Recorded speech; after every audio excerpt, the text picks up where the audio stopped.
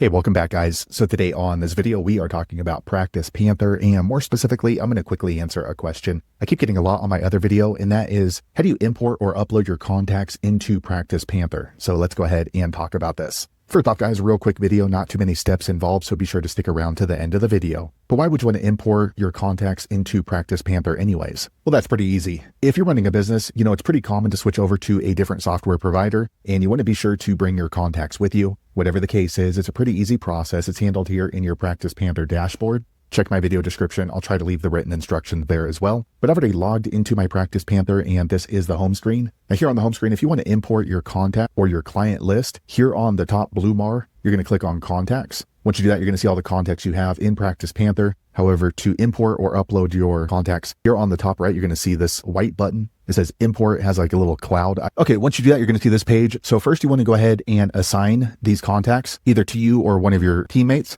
And then what you're going to do is you're going to go ahead and select the file from your computer. This does need to be a CSV file. And if you want the format, you can download a template by clicking here. Okay, so once you download the format, you can see contact number in the first column, company name, first name. So you want to go ahead and organize your contacts in this format. So I'm going to go ahead and grab a file. Okay, I just grabbed my contact spreadsheet, and I'm going to click on this green upload file button. Okay, now you can go ahead and map out the information. So it looks like this is the first name. So first name. And then I'm going to go ahead and map this as full name. Okay, they don't have a map for a full name. So let me go ahead and add this here as email. Okay, so once you've mapped out all the information, you're going to scroll to the bottom and then click on Start Import. All right, quick second later, the page refreshes and you'll see a little green pop-up. It goes by pretty quick saying that they're going to work on importing your contact, and you should receive an email once it's done. Let me go ahead and switch over here to contacts. Okay, it looks like mine went through immediately just because there was only 3 contacts on that particular list. So now you can see that my client list is added into my PracticePanther. So there you have it, guys. If you're wondering how to import or upload your contacts into PracticePanther,